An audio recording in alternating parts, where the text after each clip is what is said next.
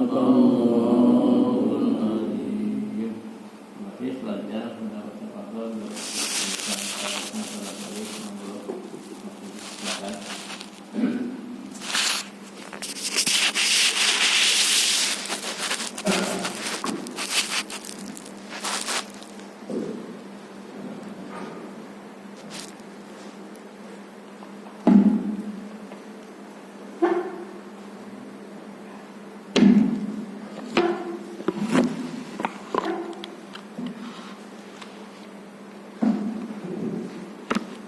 Assalamualaikum warahmatullahi wabarakatuh.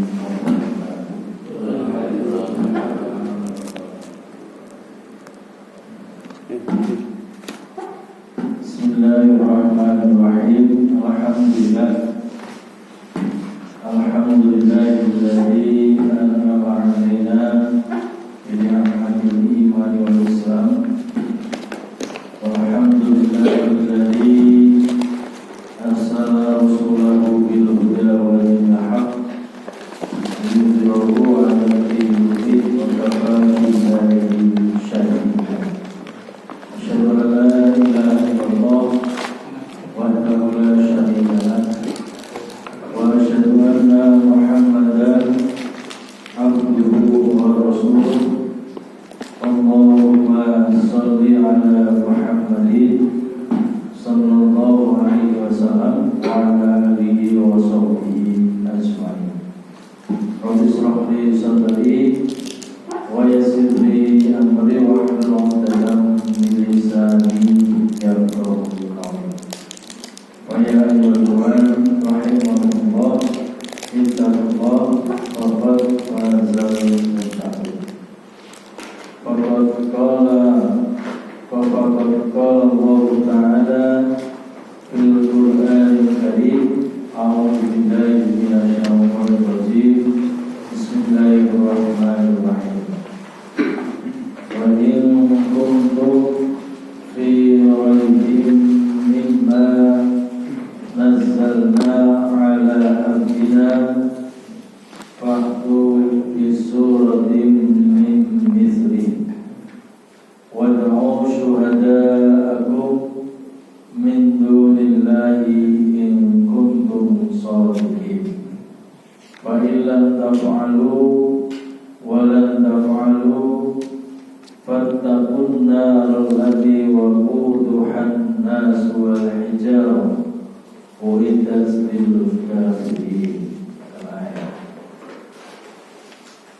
Bapak sekalian yang saya hormati rahimakumullah, alhamdulillah wa syukurillah, pada kesempatan malam hari ini di pengajian Rabu Baik kembali Allah Subhanahu wa Ta'ala pertemukan kita dalam keadaan sehat walafiat, dalam keadaan kita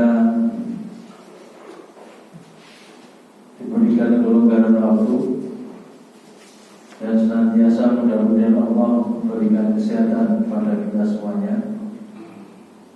Dan salawat salam semoga tercurah kepada suasana kita Nabi Muhammad sallallahu alaihi wasallam beserta keluarga dan sahabat-sahabat beliau. Kita teruskan kajian kita di dalam kitab At-Tanwir. Kita sudah sampai kepada surah Al-Baqarah ayat 22. Nah, sekarang kita sampai kepada kajian kita surah Al-Baqarah ayat 23 dan 24. Sudah saya baca dan insya Allah Bapak sekalian sudah sering mendengar ayat ini. Ayat yang juga sering kita baca, ya.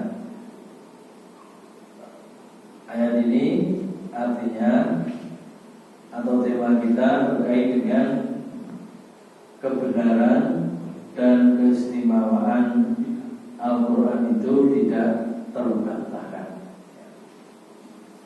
Maka tema itu mengambil ayat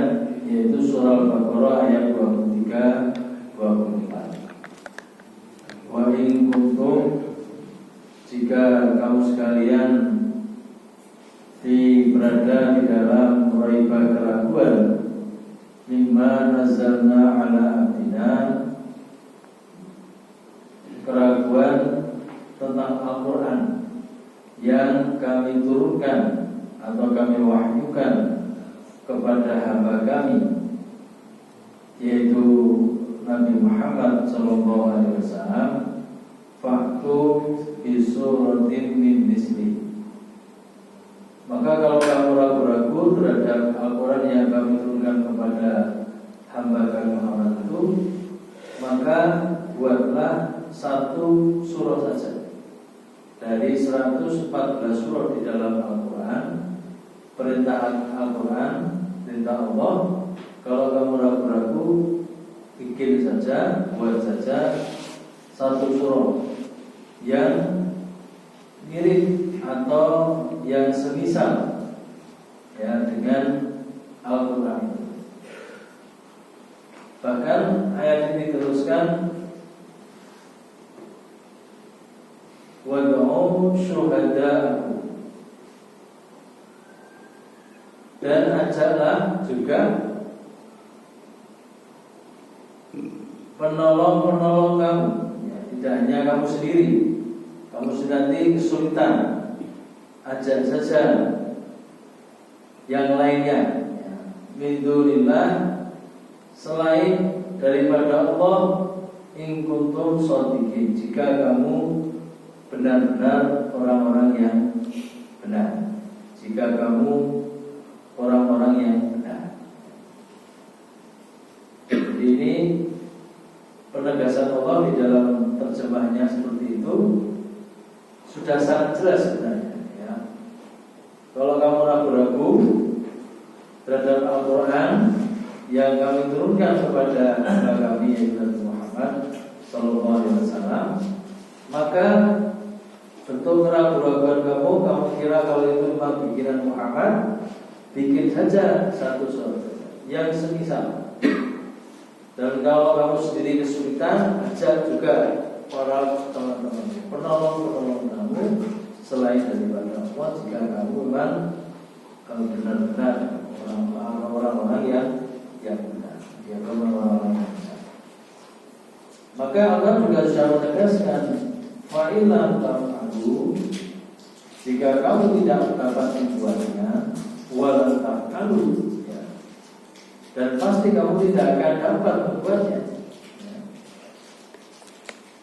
Fattaqun nar allati waquduha an-nas wal hijarah. Maka jagalah, peliharalah dirimu dari siksa api neraka, yang api neraka itu bahan bakarnya dari manusia dan batu. Widatil kafirin, yang disediakan Allah bagi orang-orang yang kafir, orang-orang yang ingkar. Jadi ayat ini sebenarnya terjemahannya itu sudah sangat jelas dari terjemahan ini. Kalau kamu mengira bahwa Al-Quran itu yang bikin Muhammad, yang membuat Muhammad, ya, bukan dari Allah, maka buat saja. Kalau kamu mampu, kalau itu buatan manusia, kamu mesti mampu, ya. Satu surat saja. Jadi Al-Quran ini yang semisal, tidak harus sama persis, semisal saja. Dan Allah juga memerintahkan, ya aja, yang lain-lainnya, penolong-penolong. Kalau kamu mau benar-benar orang-orang yang benar, ya. Dan Allah sudah menegaskan, karena ini bukan bikinan manusia dan Allah yang menciptakan manusia, maka kamu mesti gak akan mampu, ya. Dan jika kamu gak mau membuat seperti itu, dan memang kamu juga gak akan mampu membuatnya, maka Allah yang mengingatkan, peliharalah, ya, fattaqun nar allati waquduha an-nasu wal hijarah. Peliharalah dirimu, ya. Artinya biar kamu kamu sadar, soal kamu tidak takut ini. Pelihara dirimu ya dari siksa api neraka yang panas itu, yang bahan bakar api neraka itu disebutkan di sini waktu nasu yang bahan bakar neraka itu dari manusia dan ini panasnya luar biasa. Nah, Bapak sekalian yang saya bacakan ayat 21 ya, sebelum ayat ini. Surah Al-Baqarah ini yang mendahului ayat ini itu memuat yang sudah kita kaji di Rabupai yang lalu, seruan Allah kepada semua manusia. Ya, artinya kan semua manusia itu yaitu orang-orang yang beriman dalam ayat 1 sampai 5 yang dijelaskan beberapa waktu yang lalu. Yang kedua, Allah menyeru kepada semua manusia, yaitu juga orang-orang yang kafir di surah Al-Baqarah ayat 6 dan 7. Dan yang ketiga, menyeru kepada orang-orang munafik di dalam surah Al-Baqarah ayat 8 sampai 20. Jadi yang paling panjang berbicara tentang sifat-sifat orang munafik. Agar apa? Perintahnya itu adalah agar mereka beribadah kepada Allah. Ya. Nah, kemudian pada ayat 22 Allah juga menjelaskan ayat sebelumnya ya, bahwa Allah sebagai Tuhan yang kemudian supaya meyakinkan manusia kalau yang beriman biar tambah beriman, kalau orang yang ingkar, orang kafir, supaya mendapatkan petunjuk bisa berubah dengan keyakinannya itu, dan orang-orang munafik kemudian hilang sifat-sifat kemunafikannya, maka diperintahkan oleh Allah untuk beribadah kepadanya. Nah, untuk meyakinkan itu Allah juga menyampaikan bahwa Allah itu, Tuhan itu telah menciptakan bumi, langit, dan air hujan, yang kemudian dengan air hujan itu akan menumbuhkan buah-buahan, hal-hal yang bermanfaat bagi manusia untuk kehidupannya. Tetapi juga Allah itu melarang umat manusia untuk menyekutukan Allah dengan apa saja. Nah, perintah beribadah kepada Allah serta tidak menyekutukannya itu sebenarnya adalah inti pokok daripada isi kandungan Al-Quran. Nah, isi pokoknya itu perintah beribadah kepada Allah, ibadahnya apa diberikan macam, dan yang kedua itu tidak menyekutukan Allah, artinya ajaran tauhid. Itu intinya di sini. Nah, maka dalam ayat yang kita kaji ini, yang saat sekarang ini ayat 23-24, ini Allah menegaskan bahwa Al-Quran itu jangan kamu lakukan, jangan dilakukan. Kalau kamu ragu, ya diberikan tantangan sama Allah kepada orang-orang yang meragukan kebenaran Al-Quran itu dengan segala ajaran-ajarannya, kebenaran terhadap isi kandungannya, untuk membuat apa? Yang serupa. Yang mesti Allah di dalamnya juga sudah menegaskan mesti mereka ini tidak akan mampu untuk apa? Menandingi Al-Quran. Walaupun apa? Kalau dia sendiri nggak bisa, disuruh apa? Mencari penolong-penolongnya. Jadi disuruh bantulah siapa yang mau bantu. Orang-orang yang kamu anggap pinter, suruh membantu kamu. Ya, siapa saja, ya.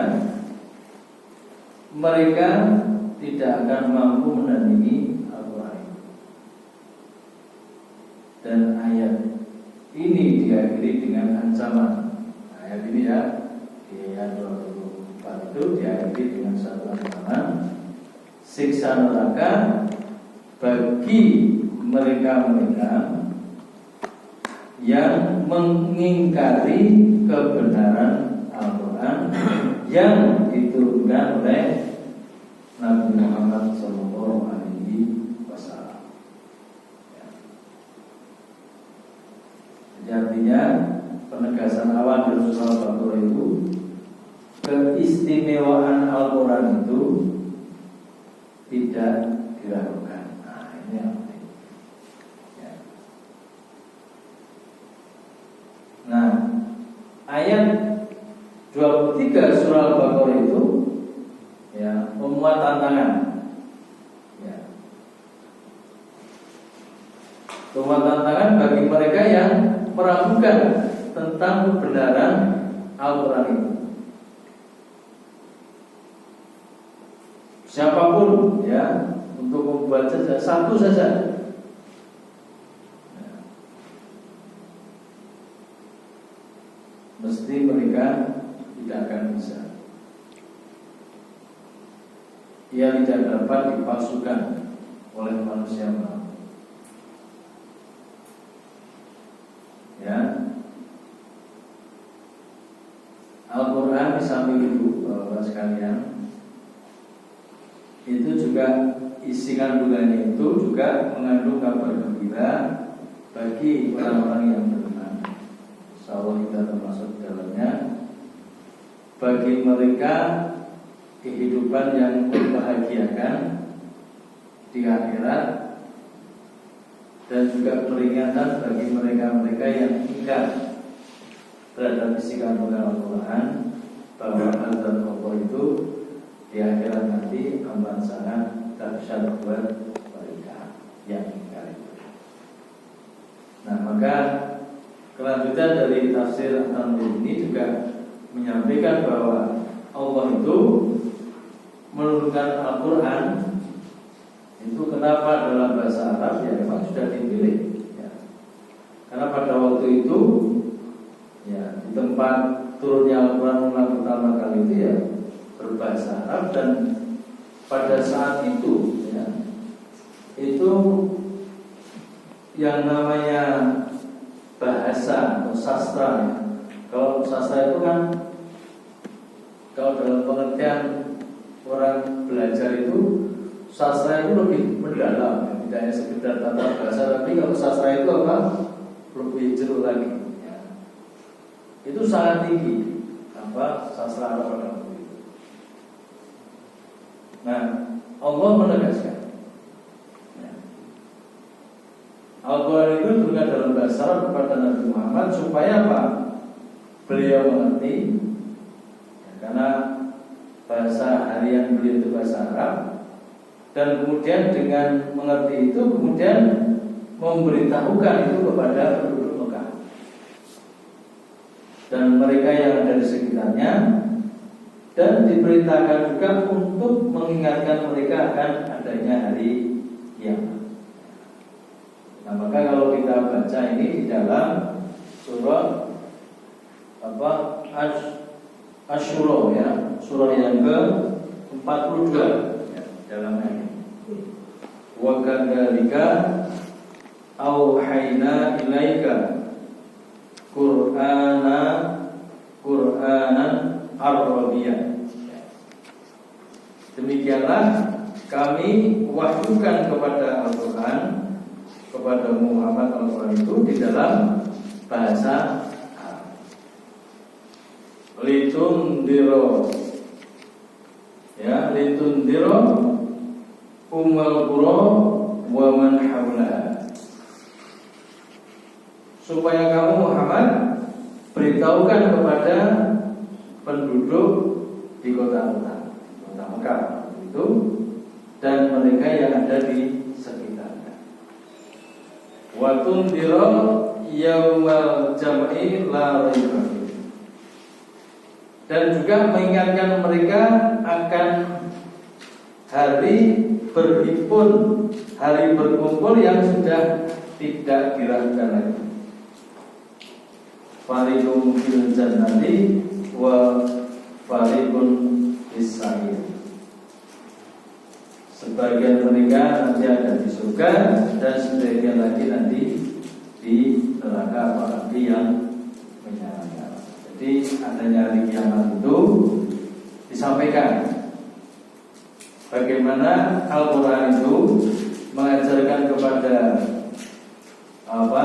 para penduduk Mekah pada waktu itu tentang ketahuian isinya pada sampaikan saja pada penduduk kota dan juga mereka yang ada sekitarnya, dan mengingatkan mereka bahwa suatu ketika kita akan dihimpun ya di suatu tempat yang itu pasti tidak akan dilakukan lagi, dan sebagian mereka nanti pada akhirnya ada di surga dan juga ada yang di neraka. Jadi memang unik ya.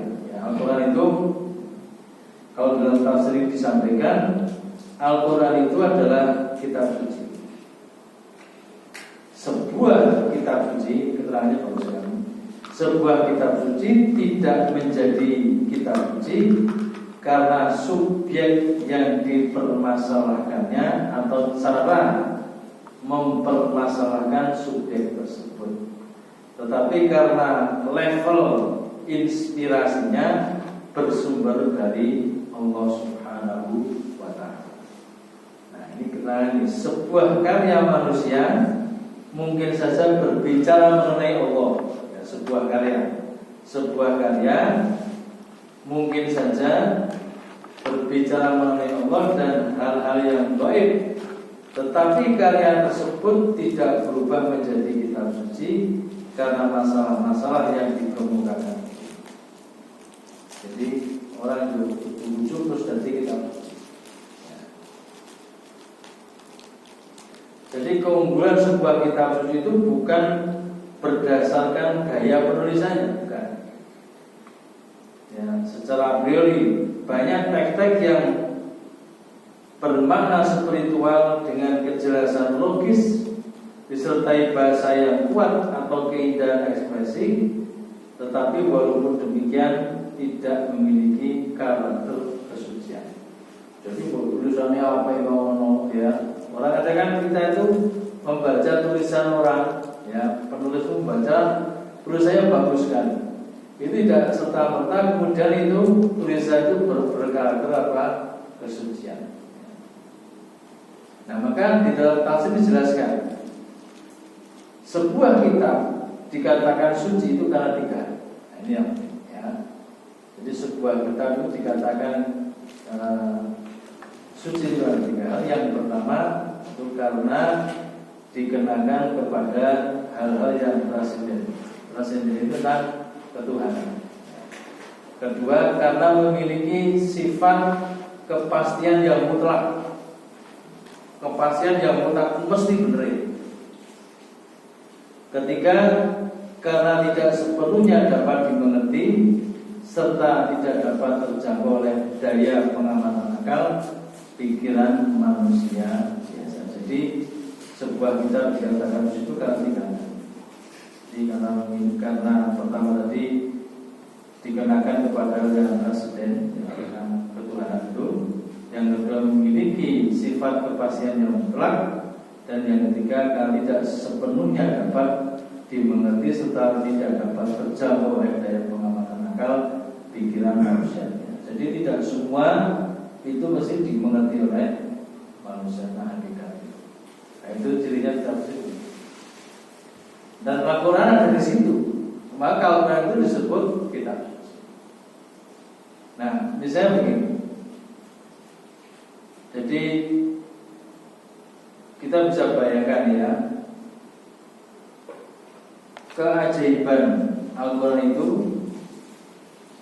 terletak pada kekuatan bahasanya,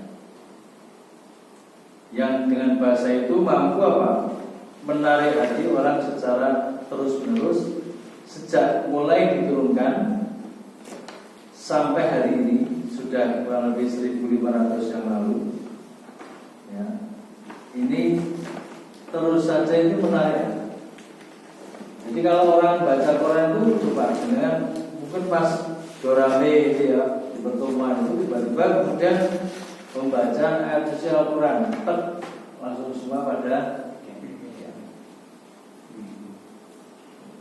itu baik orang yang mengerti ataupun tidak mengerti isinya itu langsung semua ya.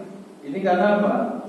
Di situ ada kekuatan bahasa yang mampu menarik hati dan itu terus menerus sejak dulu sampai sekarang sudah 1500 dan itu ilah yaumil qiyamah sampai hari kiamat dan tidak ada perubahan. Allah sudah menegaskan inna nahnu nazzalna dzikra wa inna lahu lahafizun. Sungguhnya kami Allah yang menurunkan Al-Quran dan kami pula yang akan menjaga keasliannya, keautentikan dari Al-Quran. Maka tidak ada kitab suci dalam agama lain itu yang bisa dihafal oleh ribuan bahkan jutaan orang itu kecuali hanya Al-Quran. Kalau kita bisa melihat bayangkan itu segitu tebelnya Al-Quran itu ada dan banyak sekali yang hafal di luar kepala, itu luar biasa. Ya. Tidak ada kitab suci yang lain.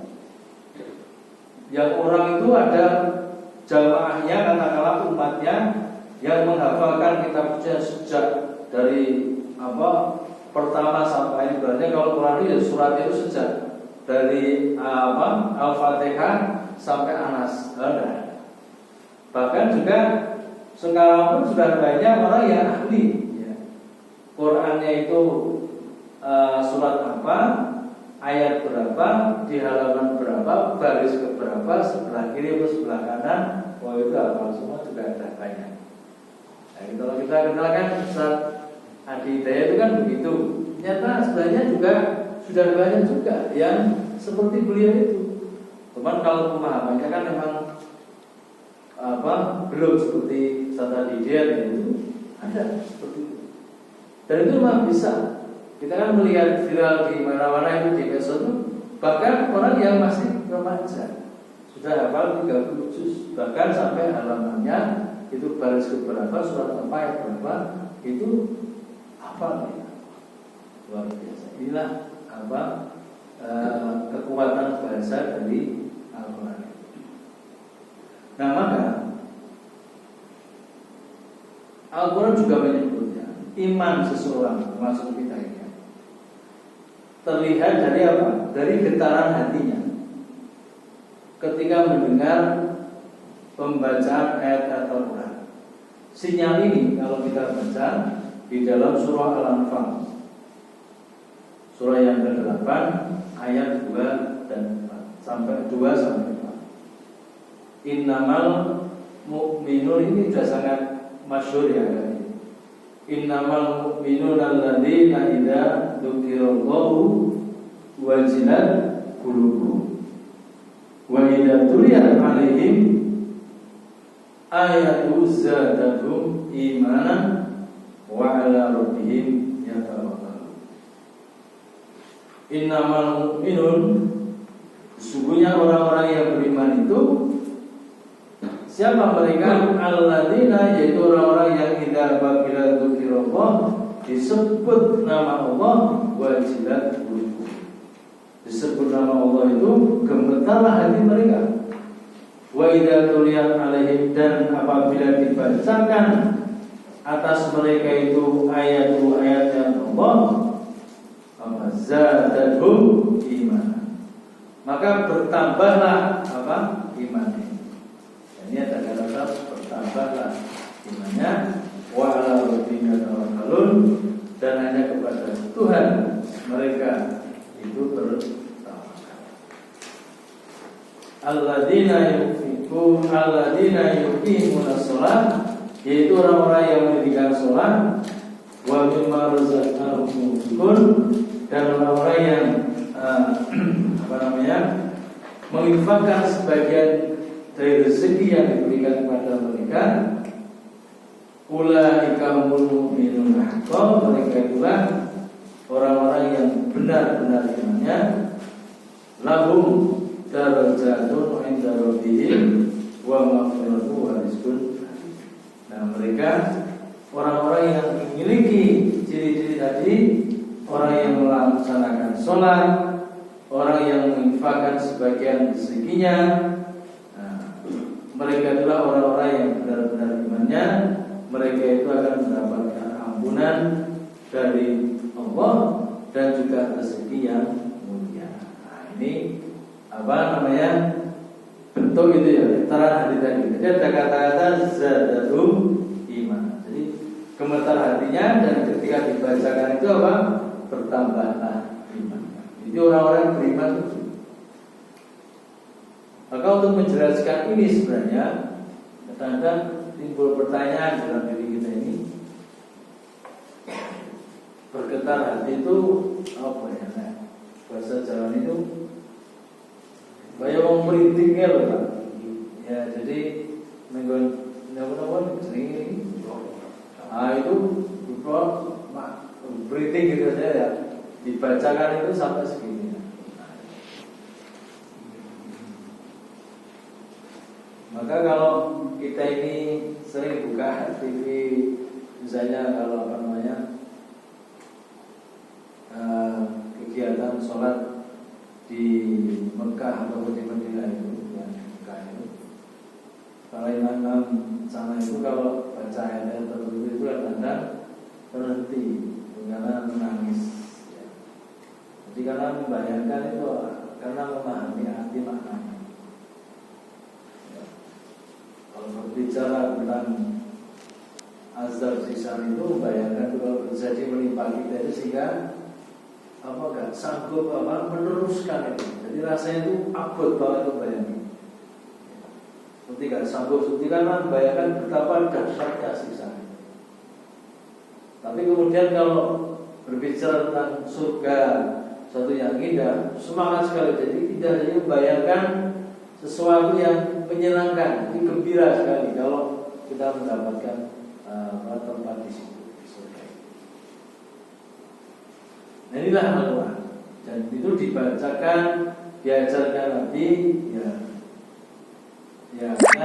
seturun silih berganti selama periode kenabian di Mekah dan Madinah itu. Kalau digabung jadi satu itu, 23 tahun lah gitu, yang mudah dipahami. Nah, selama itu Nabi itu tekun mengajarkan kepada para sahabat dan umatnya, pembimbing umatnya. Dan ternyata ada perubahan yang luar biasa. Di masyarakat yang pada waktu itu di dalam sejarah disebutkan rusak-rusak umat pada waktu itu ya di Jazirah Arab itu sudah begitu rusaknya. Tapi dalam kurun waktu 23 tahun itu ada pencerahan, ada tanwir, ada pencerahan, sehingga perubahan dari zulumat ila nur, dari kegelapan kepada cahaya yang terang. Itulah Al-Quran ya. Jadi ada yang menarik juga ketika Nabi itu ditanya tentang apa yang beliau lakukan agar terus dikenang oleh generasi-generasi sesudahnya. Beliau itu hanya menjawab membaca Al-Quran. Jadi Quran itu baca. Nanti kalau kita kaji khusus tentang bacaan Quran ini, panggilannya itu subhanallah, luar biasa. Maka alangkah ruginya kita kalau kita bisa baca Quran, kemudian kita melewatkan hari-hari kita ini tanpa baca Quran. Karena pahalanya besar sekali. Bahkan sampai dikatakan oleh ulama itu, para ulama menyebut, kalau kamu ingin akselerasi amal kebaikanmu untuk bekal di akhirat, itu dengan membaca Al-Quran. Meskipun kamu juga beramal yang lain, tapi kalau akselerasi percepatan, itu bisa kamu dapatkan semakin berat timbangan amalmu, amal kebaikanmu besok di akhirat, maka baca Al-Quran. Maka kenapa demikian? Karena Al-Quran itu ketika dibaca, satu huruf itu nilainya 10 kebaikan. Satu huruf, bukan bukan satu kata. Jadi satu huruf. Subhanallah, luar biasa. Jadi kalau alif lam mim saja itu sendiri sampai Nabi misalkan kalau kamu membaca Al-Quran itu kitab Allah, maka setiap yang kamu baca itu ada nilainya 10 kebaikan. Dan ketika kamu baca alif lam itu bukan alif lam itu 10 kebaikan, tapi alif sendiri, lam sendiri, mim sendiri. Jadi ini besar sekali pahala. Jadi kalau sampai kalau kita ini uangnya senang hitungan ya, uang senang hitungan. Benar ngitung ganjarannya konsumen malah mumet deh. Saking mukai ganjarannya. Uang hitungan bukan nomor saya ini berikan hitungan. Aku mulai semua cara Fatihah. Pak itu mau apa? Bismillah. Rahmanirrahim tekan walau amin. Ono sekian huruf. Dan aku mau cara Fatihah kok pengen 10 semua. Padahal aku mau coba Al-Fatihah kamu sebulan balik. Pak bulan balik. Tapi ganjar kuis lumayan. Bro, ya nanti malah itu ini mau hitungan. Tetapi kalau kita ini baca Quran, meskipun itu mendorong kita loh ya. Aneh kan kalau kita nggak sampai baca. Sampai Nabi itu mengingatkan kepada kita, ya, pahalanya demikian besar itu. Maka kalau paling baik yang membaca itu jangan itu udah salah ya benar juga. Tapi kalau tingkatnya lebih tinggi, mudah-mudahan dengan saya baca Quran ini Allah memberikan petunjuk di dalam kehidupan saya. Itu yang paling bagus. Jadi dengan Quran itu mudah Allah memberikan petunjuk dalam kehidupan saya. Maka kalau sudah itu tingkatannya, itu tadi yang ganjaran tadi wis wis kaku. Sudah apa? Sudah. Dan Al-Quran itu juga menjadi wasilah, harus diingat, juga bisa menjadi syafaat bagi kita pada hari kiamat. Jadi syafaat itu bisa diberikan oleh Nabi, ya bagi orang-orang yang senantiasa mengikuti sunnahnya, tetapi juga syafaat itu akan diberikan kepada Al-Quran yang kita baca ketika kita masih hidup di dunia. Iqra'u Al-Quran, bacalah olehmu Al-Quran, fa'innahu ya'ti yaumal qiyamah.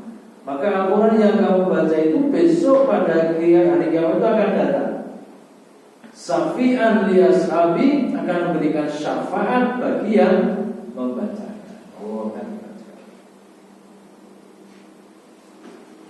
Nah, ini karena kecenderungan orang itu ada orang yang beriman membaca Al-Quran, ada orang beriman tidak membaca Al-Quran. Ada orang munafik yang membaca Al-Quran, ning yono orang munafik yang tidak membaca Al-Quran. Jadi kalau orang munafik tidak bisa orang munafik, baca Al-Quran mesti hati itu. Kan gitu. Ada orang beriman yang baca Al-Quran, itu diibaratkan Rasulullah seperti buah yang rasanya manis. Baunya juga enak, tapi juga rasanya manis. Tapi ada juga orang mukmin yang tidak membaca Al-Quran diibaratkan Rasul seperti buah kurma. Kan itu. Kalau orang munafik yang dia membaca Al-Quran itu baunya rasanya enak, itu baunya ning rasane pahit, ya gitu. Tapi kalau orang munafik yang tidak membaca Al-Quran diibaratkan wis alhamdulillah, nah dia rasanya ya pahit. Nah itu. Jadi ini kan untuk memisahkan kita. Aku saiki lagi jadi tamroh, misalnya jadi buah kurma ya serapopo sira kesempatan. Jadi utruja, itu sing ambune wangi ning ya rasane pahit. Nah itu masih jawab. Maka tadi untuk mendorong itu semangat kita baca Al-Quran. Luangkan waktu. Kalau satu hari satu juz berat, ya tidak usah. Ya, tidak usah dipaksa. Ya satu hari misalnya satu halaman saja sudah bagus sekali. Atau satu ayat dan satu rukuk sajalah, sudah dibaca itu. Nanti udah itu dirutinkan mau bersubuh atau bermaghrib, terserah waktu kita. Baca dipaksa itu. Nanti kalau sudah dipaksa, kemarin sudah saya ceritakan tuh, awalnya kami dipaksa. niate ben itu bojo iki mau kan wong ayu kan wis niate ben kuwi nanti begitu 10 dino terus berubah dan sudah menjadi sebuah apa? Kebutuhan. Begitu sudah 40 hari itu ternyata kalau aku lagi ibadah ini mergo ini mah kurang. Jadi mana enggak mau padahal kepengen duwe bojo sing wanita yang cantik. Karena apa? Pertama dipaksa tapi setelah itu jadi hal yang biasa. Jadi itu pertama berat, tapi lama-lama insya Allah kalau sudah jadi kebutuhan itu apa? Dan saya yakin dan kita harus yakin pasti ada perubahan yang baik pada diri kita, baik dari sikap kita, ucapan kita, perbuatan kita dengan orang. Nah itu sudah luar biasa. Nah terakhir saya sampaikan masih panjang ya, tapi sebagai penguat kita. Nah, bukti kebenaran Al-Quran ini untuk meyakinkan kita. Ya. Ini ada yang melihat dari sisi keseimbangan, aspek keseimbangan. Ini ditulis oleh Abdul Razak Naufal dalam bukunya Al-Hijjah Al-Adabi Al-Quran Karim. Bentuk keseimbangannya begini. Ternyata beliau menulis jumlah bilangan keseimbangan, jumlah bilangan. Beliau menulis dari sisi keseimbangan. Jumlah bilangan dengan kata, dengan antonimnya, ya, lawannya, itu betul-betul seimbang. Yang pertama misalnya kata al-haya itu artinya hidup, dan kata al-maut itu mati. Kan itu antonimnya, lawannya. Itu apa? Seimbang jumlahnya. Di dalam Al-Quran jumlahnya berapa? Terus lebih 145. Podo jumlahnya antara al-haya dan al-maut. Jadi hidup dan mati itu seimbang. Dalam Al-Quran jumlahnya 145. Ada juga yang biologis lain. Yang kedua, ya, an-naf'i atau yang dimaknai bahasa Indonesia itu manfaat dengan al-mudhara atau madharat. Manfaat dan memberikan madharat. Itu ternyata di dalam Al-Quran itu masing-masing jumlahnya 50. Manfaat dan madharat. Ya, tadi maut dan hidup, ya, kehidupan dan kematian. Itu ternyata yang manfaat dan madharat itu jumlahnya seimbang. Jumlahnya berapa? 50 kali disebut dalam Al-Quran. Dan juga disebutkan oleh beliau ini ar-rahbah. Ar-rahbah itu rasa takut, rasa cemas. Itu dengan ar-raghibah itu artinya harap atau keinginan. Cemas dan keinginan itu, keharap itu jumlahnya seimbang 8 kali. Ada juga yang namanya al-hars. Al-hars itu apa namanya? Tanah gitu ya, dengan az-zira'ah. Az-zira'ah itu membaca atau bertani. Itu ternyata masing-masing jumlahnya seimbang, jadi 14 kali. Ada kata al-infaq dan al-ridha'i, ya, al-ridha itu kerelaan. Itu masing-masing jumlahnya 73 kali. Kata-kata al-bakhil, yaitu bakhil, kikir, dan kata-kata al-hasarah. Al-hasarah itu penyesalan, ya. Itu masing-masing jumlahnya 12 kali. Kata-kata az-zakah dan kata-kata al-barokah itu masing-masing 32 kali. Bahkan beliau juga menulis yang namanya dilihat dari jumlah kata, ya, itu kata-kata yaum, ya, kata yaum itu hari dalam bentuk tunggal, itu jumlah total dalam Al-Quran itu 365 kali. Dan itu ternyata sama dengan apa? Hitungan dalam 1 tahun.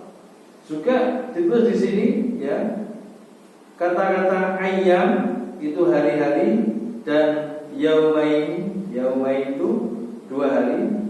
Itu jumlah keseluruhannya itu ada 30. Itu sama dengan jumlah hari dalam 1 bulan.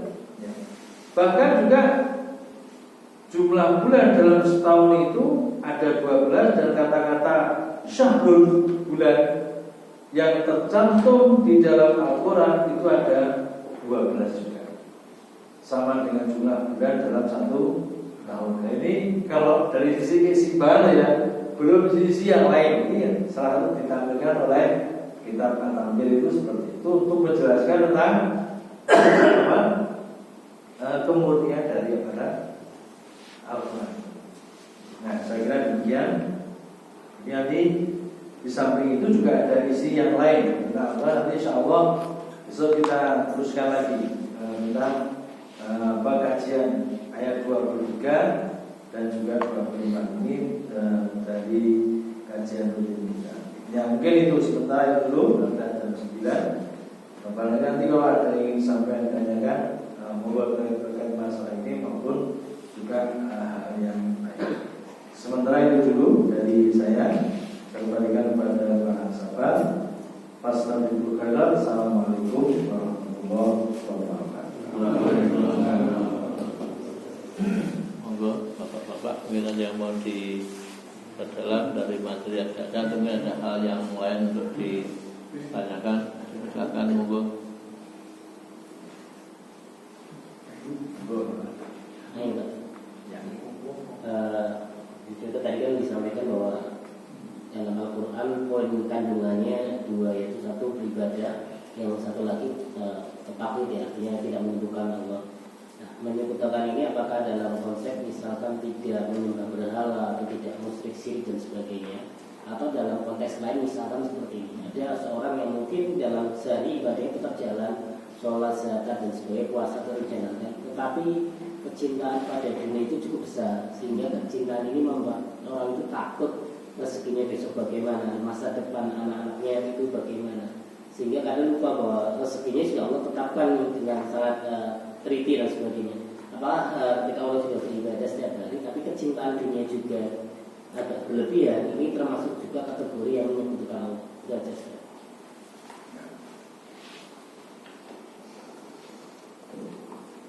Terkait dengan mentauhidkan. Jadi memang di dalam ayat yang kita kaji ini, ya, ini kan berbicara kalau kita kembali ke ayat sebelumnya, yang sudah disampaikan itu, maka jangan sampai kita ini menyebutkan. Memang yang namanya menyebutkan Allah itu ada disebut dengan syirik, dan syirik itu ada yang syirik kecil, ada syirik yang besar. Syirik yang kecil itu kalau dalam hadis sahih dinamakan ar-riya. Ar-riya itu pamer. Dan syirik asghar itu namanya, dan syirik akbar itu penyembahan terhadap berhala, yang baru sudah kita jelaskan. Nah, kadang-kadang dalam kehidupan kita, maka orang-orang yang beriman kepada Allah itu meyakini sepenuhnya bahwa apa yang dia alami, apa yang dia rasakan, itu semua tidak bisa lepas atas kehendak Allah Subhanahu wa Ta'ala. Dan hidup kita ini memang mengalami pasang surut itu. Hal persoalan yang utama dalam kehidupan kita ini, keimanan kita ini keimanan yang mengalami pasang surut itu. Iman kita ini adalah iman kita ini ada naik, ada turun. Nah, ketika Tadi sudah disebutkan di dalam surat Al-Anfal tadi.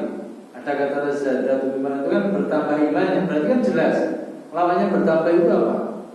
Berkurang.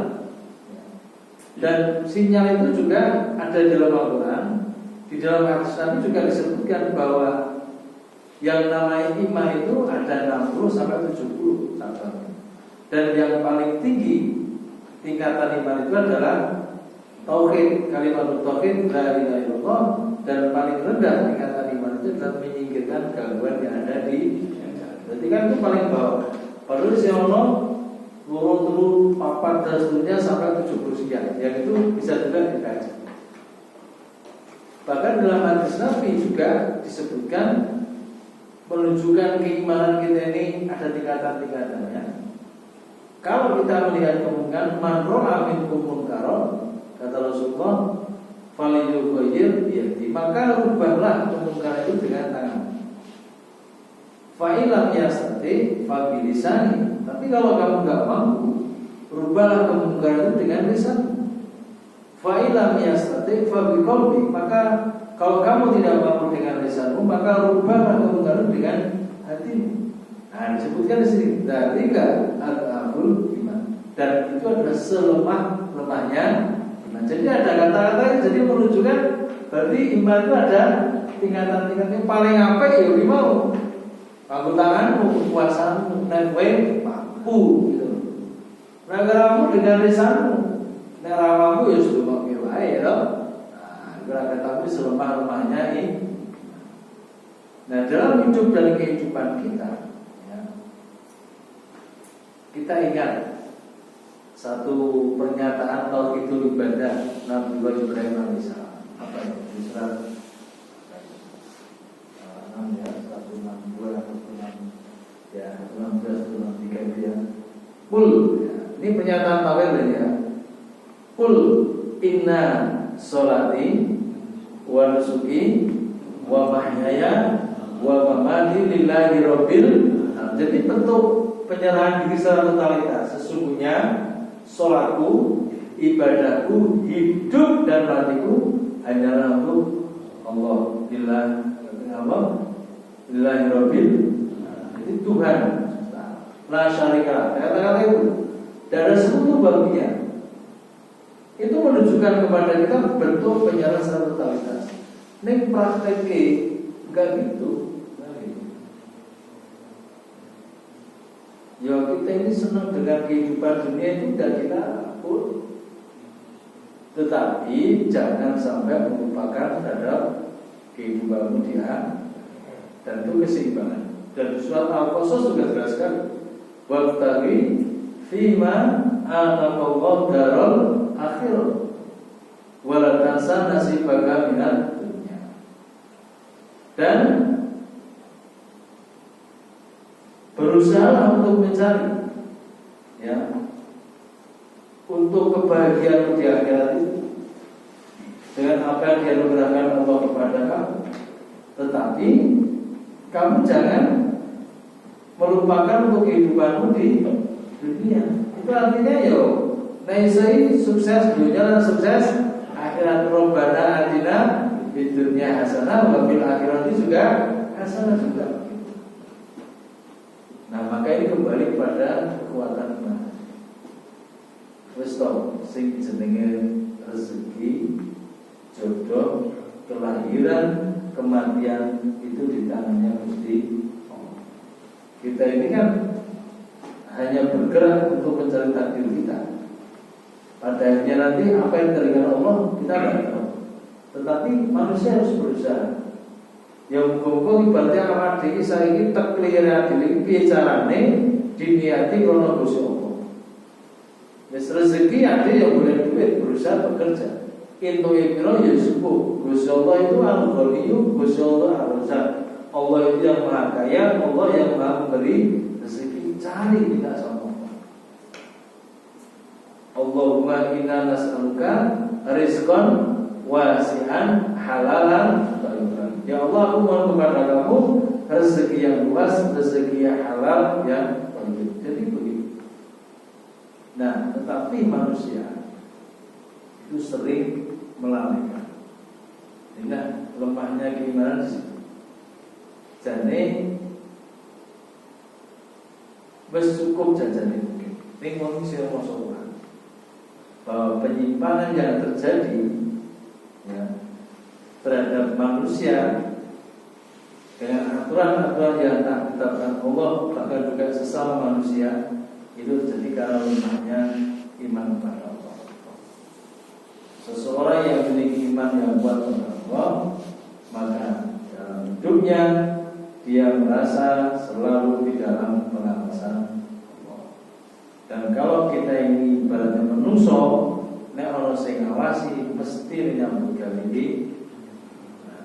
Nah, gitu. Dan nek ade iso lah sing ngawasi iki ono ning ora ketok, botol maksudnya. Ning rasane ono sing ngawasi sinten Gusti. Nah, orang kalau sudah merasa dalam pengawasan Allah, pasti kekuatan iman ya, pasti hidupnya itu akan berhati.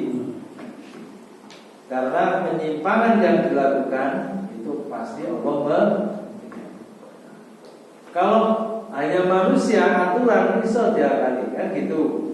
Ya enggak? Mudah-mudahan pasal-pasal ning Gusti Allah itu enggak bisa. Gerak dari hati kita itu diketahui oleh, maka orang yang beriman itu tidak akan melawan. Kalau sudah rezeki itu buat arah siatur untuk nah dulu rezeki itu baru depan mata itu bisa terjadi. Maka janganlah harta dan anak-anakmu menjadikan kamu itu lalai kepada Allah. Karena potensi besar di situ. Ya, potensi besar untuk lalai kepada Allah itu harta dan anak. Disebutkan Quran begitu. Maka ini harus hati-hati. Jangan sampai kalau kita punya harta, punya anak, dan ini hari raya bersolat itu jangan sampai. La tulhikum amwalukum wala auladukum an dzikrillah. Janganlah harta dan anak-anakmu menjadikan kamu itu lupa lalai dengan Allah. Itu jangan sampai. Jadi nanti buka dalam surah Al-Imran ayat 14. Itu kan disebutkan ada hal-hal yang sangat dicintai oleh manusia dan manusia itu kabeh mesti senang. Tapi apa kata Allah? Semua yang kamu cintai itu kata Allah dzalika mata'ul hayatid. Semua itu merupakan perhiasan kehidupan. Apa itu? Jizina linasi fukusyawat. Jadi manusia itu senang kalau gitu. Harus senang pasangannya, kan gitu. Gitu. Wal banin. Komen lagi. Wal banin itu loh anak. Wal qanatiril muqantarati minadz dzahabi wal fiddah. Mesti senang bodoh disebutkan Al-Qur'an itu saka emas dan perak. Wal khairil musawwamah, senang dengan apa? Kendaraan. Kan gitu. Ya. Wal an'am, senang dengan hewan piaraan. Sing ngrene wal has, dan senang dengan sawah ataupun ladang ataupun tanah. Nah, ini kata berikutnya itu dalika mata'ul hayatid. Semua tadi dan itu sudah nama itu sudah itu kata Allah dalika mata'ul hayatid. Semua perhiasan di bawah ini lah. Dan saya ngaji itu nikmat al-hayatid dunia itu koyo cari suami istri berhubungan itu pada titik puncaknya itu meskipun prosesnya panjang ya katanya itu kalau sudah sampai pada titik ini sulit banget berpasangan. Gimana bagaimana? Itu sebenarnya puncaknya di situ. Yang kedua seperti orang makan apapun makanannya sing murah akan larang bedane mengunyah nerima. Begitu dilem mlebu blem sing murah larang iki padha. Itulah berarti karena Allah hayatid. Jadi singkat seperti itu, sangat singkat gitu. Jadi maka rugi dan manusia itu banyak yang terlena begitu. Orang dilarang ning ojo nganti perang bersama gitu.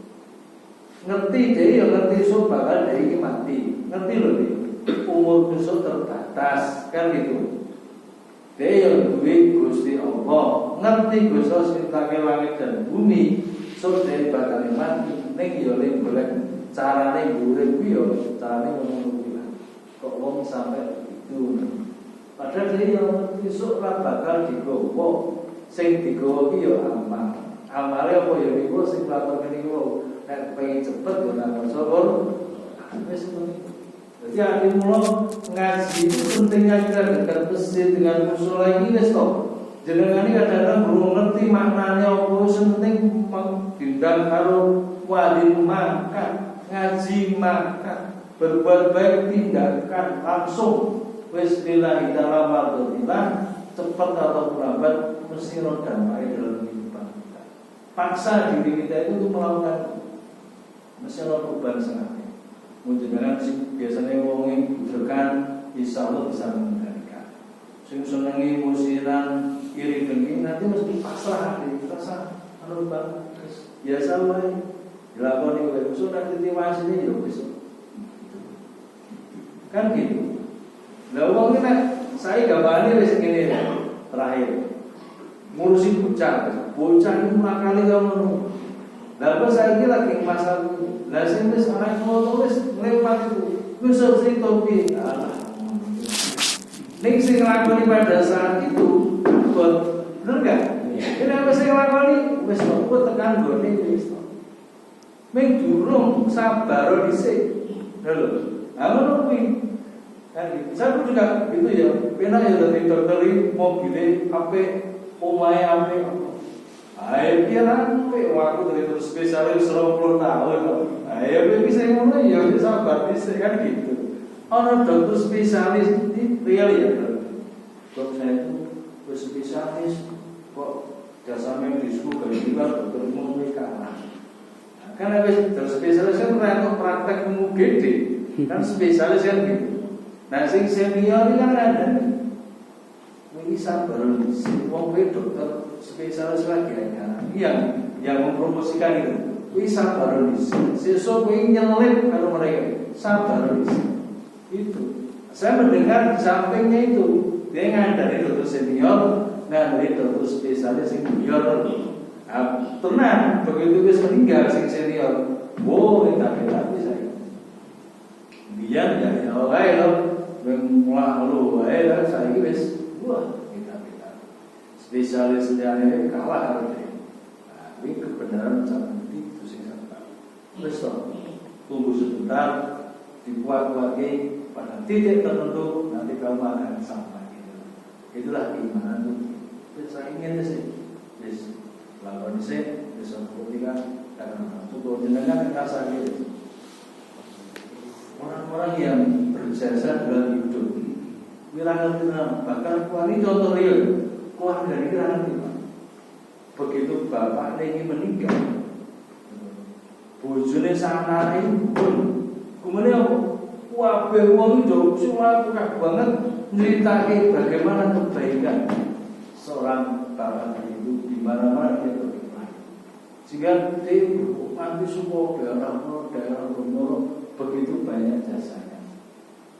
Itu karena pada saat ngerti ternyata dia sebagai tokoh umat yang dibutuhkan umat disayang oleh itu tahunya setelah meninggal. Berarti umur ini orang sangune kadang-kadang tengok bu, ono nasi bumi kan, selang cukup gitu. Ternyata begitu dia meninggal, datang di seluruh Indonesia banyak itu menemui istrinya dari menangis. Orang ternyata inilah hasil dari kerja amal dari suaminya. Ini kan contoh. Ngerti kan mungkin tahu mah betul untuk kan gitu, sebab mesti nganggo. Jadi tetap bapak sekalian, nanti kita terus semangati, kita ini terus beramal soleh. Insyaallah nanti akan ada perubahan yang lebih baik pada diri kita. Kalau tidak kita ya di keluarga kita, anak kita, ya cucu-cucu kita, seterusnya, insyaallah akan seperti itu nih. Cukup? Ya. Oke, perlu dulu. Lanjutnya monggo Pak, untuk laporan. Assalamualaikum warahmatullahi wabarakatuh. kepada para